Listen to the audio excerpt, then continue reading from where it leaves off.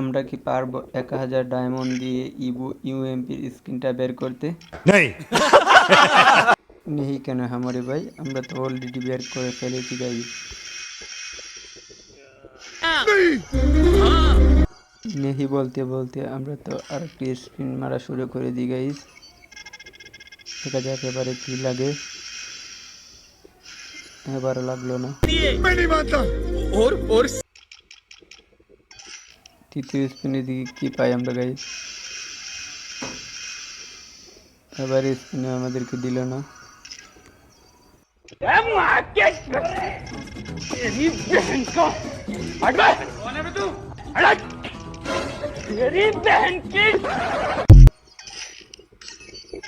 একটা লাগবে, একটা ইউপি লেগে গেছে।